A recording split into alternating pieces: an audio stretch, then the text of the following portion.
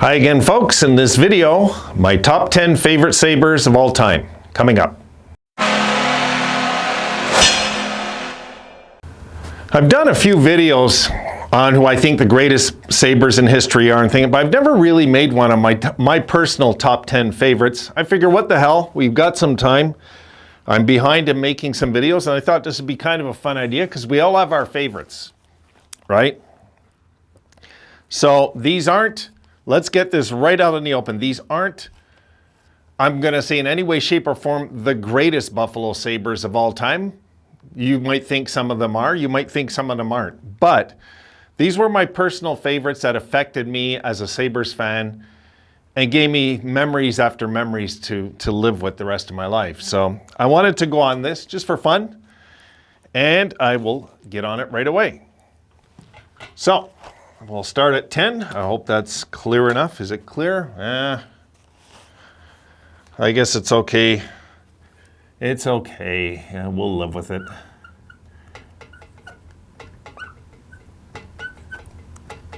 Coming in at number 10 is Danny Briere. And I realize Danny Briere only played a bit over 200 games here as a Sabre. But you might recall how the team changed the minute we got this guy. Things started changing in Buffalo, and he brought his game to the next level after that trade for Gratton. I mean, that trade, at first I liked Gratton. I liked Chris Gratton. I did back then. And all my friends were out here were telling me, this kid Briere that you got is really good. You know, I said, yeah, but I mean, I thought Gratton was a really hard worker, and, you know, I didn't realize what we had. And this might be my mom's all-time favorite Sabre also. She loved Danny Briere. God. The minute we lost Briere, folks, ask yourself one question. Have we won a playoff series since? Pretty easy fall that was. But of course, in the 2006 run, 2007 not so much, but the 2006 run, Briere had so many big goals in that playoffs. You know, the opener against Philly, the Eastern Conference Final, Game 6, forcing it to Game 7 back in Carolina, the overtime goals. Just the memories are very clear, intact with Danny Briere. And I used to really remember him and Chris Drury together in the post-game interviews too, like just how deadly serious they were. Fun times, you know, fun times. So Danny Briere cuts my list in my top 10 favorites. And there might be some guys here that you'll say, my God, he's not on your list. Well, these are just my favorites. I'm not saying they were the best Sabres ever, but they were my favorites.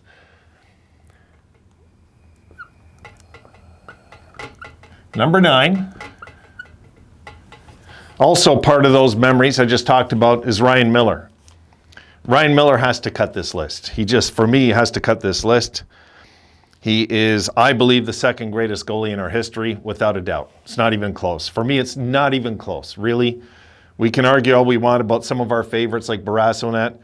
Miller stands above, way above, some of the other goalies in our history. He just was so good in the playoffs. And not many Buffalo Sabres goalies can say that. You know, we can use the regular season as a reason to have favorites, but you'll notice that a lot of mine they're playoff connected, you know? And it's just, the thickest memories I have as a fan, of course, are playoff games. So Ryan Miller comes in there. Ryan Miller's number should be in the rafters. And I hope the Sabres management and ownership, or whatever it is that makes these decisions, I know that they all do, should come to their senses and retire number 30. It should be in the rafters. Okay, number 8.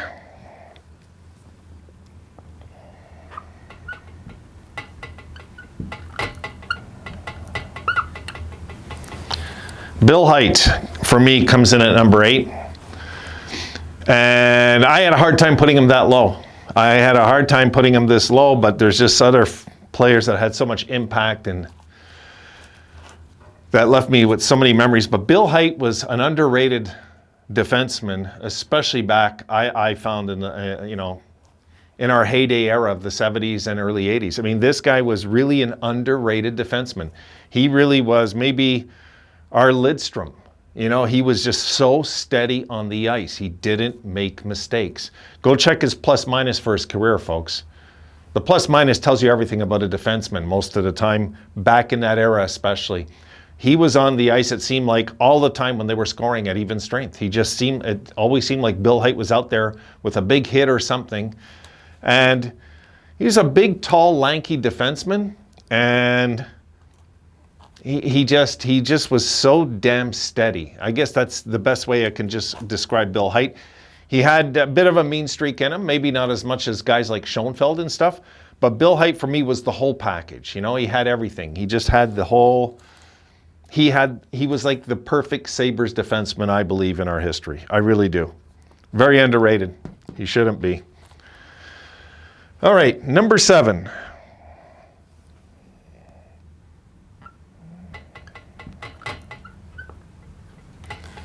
Danny Gare. Danny Gare has to be on there. The other Sabre to have like multiple 50-goal seasons in our history, and he was really, I found Danny Gare very clutch in the big moments. I'm a lot of fans from back then probably will agree with that. Remember, even against the Russians or the Game 7s or whatever it was, when we were in big games, Danny Gare showed up. Look at when we upset Montreal in 75, you might recall, in Game 1 in overtime. You know, the overtime goal, Danny Gare. Danny Gare was just one of those guys that he showed up when we needed him most. And for me, that's something that I'll always remember him that way, you know. And he had a mean streak for a little guy, wasn't he? You know, he had a mean streak. Wasn't scared to drop him. All right.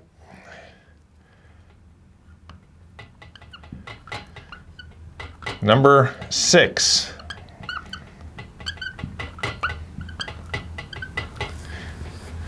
Is Pat Lafontaine, who I still believe is the greatest U.S.-born player in history. And I got to see Lafontaine out here in Verdun when he was playing out here. And believe me, I remember when it was, I believe it was Game 6 in the Quebec Junior Hockey League Finals against Shawinigan. It went to overtime, and LaFontaine scored the winner out here. Well, because they were kind of my team I'd cheer for out this way. We're Verdun. You know, I used to cheer for Verdun, and I remember when LaFontaine was there, and I remember how mad one of my best friends was when the Islanders drafted him. He was livid because he was so fed up with the Islanders winning cups.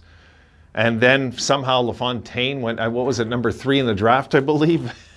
The Islanders got LaFontaine. He lost his mind.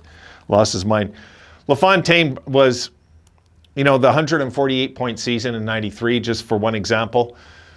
LaFontaine left us so many memories in such a short amount of time also, kind of like Briere. Of course, Briere didn't have the impact LaFontaine did, but Briere did in the playoffs. So, you know what I mean? LaFontaine has to go up there, though, just because of what a dominant force he was. My God, when we made that trade when we did the Turgeon-LaFontaine deal, you know, I liked Turgeon, but I knew right away we made a good deal. Right away, I felt that. I felt right away like, wow, this is good, because I was at Sports Wilson out here in Montreal, and at Wilson Sports out here in Montreal, doesn't exist no more. And I was talking to Mr. Wilson, and he goes, you know who you guys got? I go, who? And he goes, Pat LaFontaine. He goes, no, you traded Turgeon. I'm like, what? And he goes, yeah, do you know who you got? I go, no, I didn't even hear about it, because he just heard about it on the radio. I didn't hear nothing. I was out, you know, back in the day with no cell phones, right? And he said, you got Pat LaFontaine. I was like, good, okay, that works. That works. We needed to shift up the team. All right, top 5.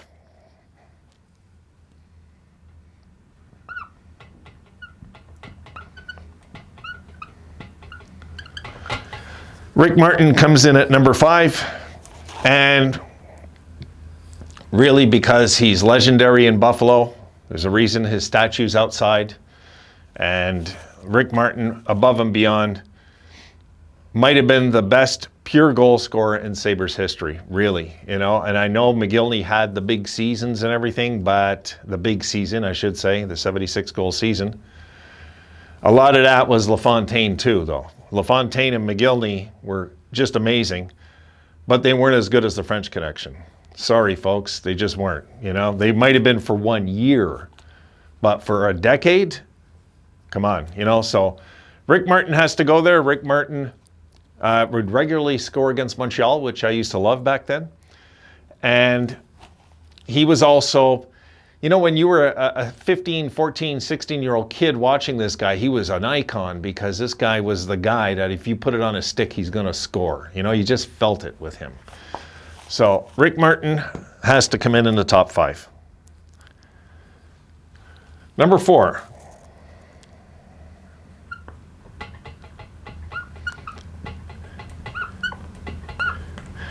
Rene Robert, I got slightly ahead of Rick Martin, and I will explain why. Is because of his big overtime goals that he scored for us historically. The big overtime goals, guys. 1973, you know, and when we were down to the Habs, and it looked like the Habs were just going to destroy us, and the Sabres rallied back, and they pushed it to a Game 6. That was the Thank You Sabres night back in Buffalo. But Game 5 in Montreal, when they scored in overtime, it was Rene Robert. And that was the first thrill of my lifetime as a Sabre fan. I went completely berserk. I'll never forget how mad my mom was because she was a Habs fanatic at the time, you know, and she was so mad. And Rene Robert scored, and that was the first time the Sabres in their history won here in Montreal. It was the first time. It was Game 5, 1973 quarterfinals. Yeah, I still remember that. He scored so many big goals, more than once. I mean, the Fog game, guys. The Fog game. Need I say more, you know? And he even said it was a fluke goal. So, you know, these guys were old school, man. They were honest. They didn't care what the public thought. They just tell the truth. So Rene Robert, I give him a nod over Martin, a very slight nod over Martin because of his big playoff goals in overtime, the memories that he left and the impact that had on our franchise. All right, I'm rambling on. Let me get going. Number 3.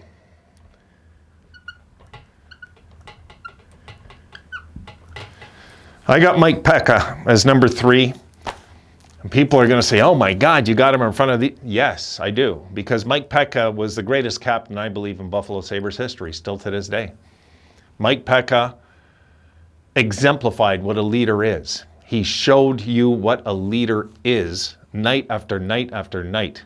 And this guy never took a shift off. He was never lazy on the ice. He would never back down to anybody. And he was one of the main components in 99 and 98 while we had those 2 big playoff runs. His leadership, I can't even imagine how he might have held guys accountable in the dressing room, you know? You see, it doesn't have to be, for me, Hall of Fame players. It has to be impact. I like impact in a player on a team. And when we traded McGillney and got Mike Pekka, I really thought we had lost our minds, guys. I really did. I said, who the hell's this guy? You know, like I didn't know much about him. And then I just noticed night after night how this guy just doesn't take a shift off. He hits everything. And then when he gets off the ice, he puts on his glasses and he looks like he's going to read Moby Dick or something at the library. You know what I mean? He didn't look like a big guy, but my God, what a leader. What a leader.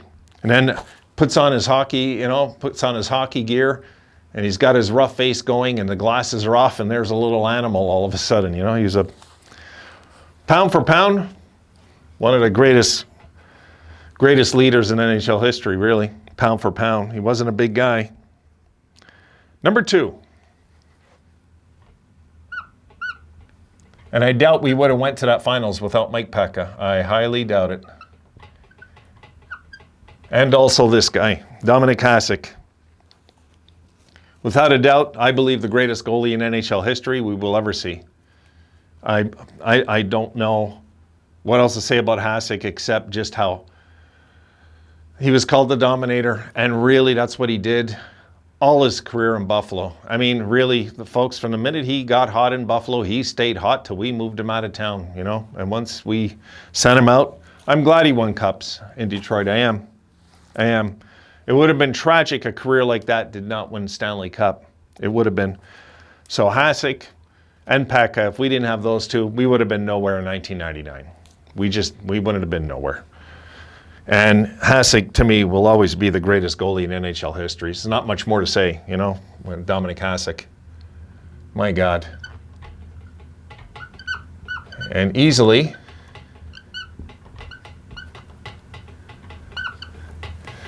course, Gilbert Perreault for me comes in at number 1. He's been my hero since 1972.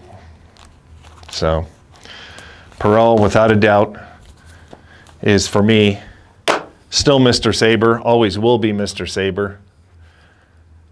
And it's going to take somebody captaining a dynasty to you just can't hit him off the throne.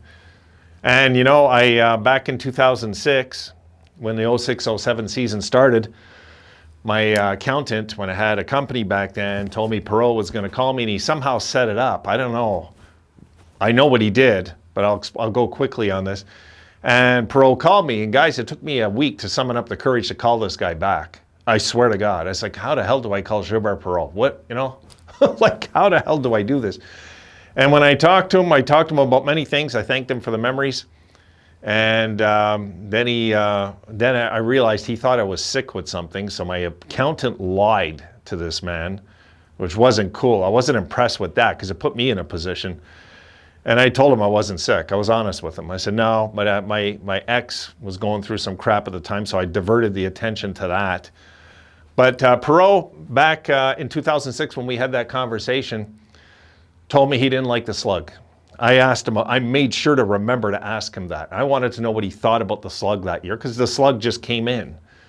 And I wanted his opinion on it. He goes, I don't like it. He didn't like it at all.